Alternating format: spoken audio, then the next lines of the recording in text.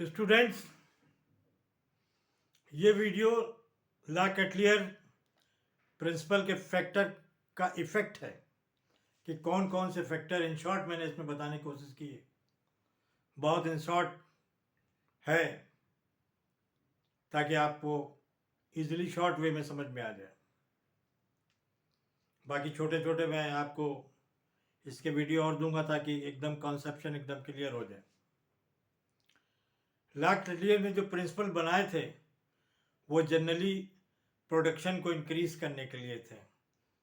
बहुत कम चीज़ें थी जो प्रोडक्शन को डिक्रीज करती थी, तो इंडस्ट्री में उसी हिसाब से फैक्टर्स को यूज़ किया जाता है जिससे कि प्रोडक्शन बढ़े। तो ला कैटलियर के जो फैक्टर्स हैं, टेम्परेचर है, वॉल्यूम है, कंसंट्रेशन है, प्रेशर है, ये सारे इंडस्ट्रीज में इफेक्ट करते हैं। जैसे कि आपने देखा होगा कि टेम्परेचर को बढ़ाने से वॉल्यूम बढ़ता है और कंसंट्रेशन कम हो जाती है। कंसंट्रेशन कम हो जाती है।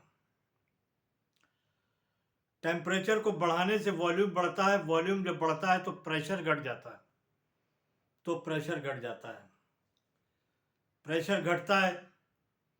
प्रेशर का बहुत इंपॉर्टेंट रोल है ला कैटलियर प्रिंसिपल में। वेरी इंपॉर्टेंट रोल है प्रेशर का।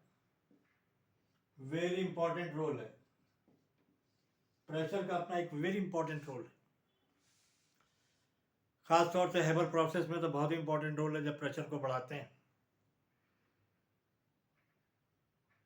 तो नमूनिया का। अब आइए यहां देखते हैं कि होता कैसे है।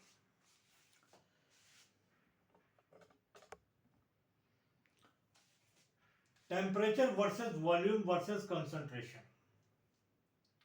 अगर किसी जार में या किसी बीकर में 100 मोल्स हैं और 1 लीटर पानी है उसमें, तो उसका अपना कुछ कंसंट्रेशन होगा। अगर उसी में 2 लीटर अगर पानी मिला दिया जाए और 100 मोल्स रहें तो कंसंट्रेशन चेंज हो जाएगा, मतलब कंसंट्रेशन कम हो जाएगा। वॉल्यूम तो बढ़ा लेकिन कंसंट्रेशन कम हो जाएगा उन 100 मॉलिक्यूल्स के लिए। अगर आपको कंसंट्रेशन उसी पोजीशन में लाना है तो आपको 100 मोल्स और डालने पड़ेंगे, तभी आपका कंसंट्रेशन जो पहले था वही होगा। वरना कंसंट्रेशन तो वॉल्यूम बढ़ाया तो टेम्परेचर जब देते हैं तो वॉल्यूम बढ़ जाता है लेकिन कंसंट्रेशन कम हो जाता है। तो as the temperature change the both of volume and concentration become change. Suppose we are increasing the temperature, volume increased but concentration become decrease.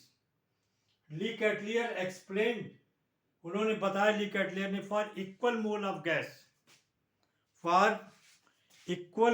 gas there is no effect of the volume. There is कोई effect का volume का कोई effect production पर नहीं पड़ेगा। उन्होंने इस बात को एक्सप्लेन किया कि कोई फर्क नहीं पड़ेगा। तो क्योंकि वॉल्यूम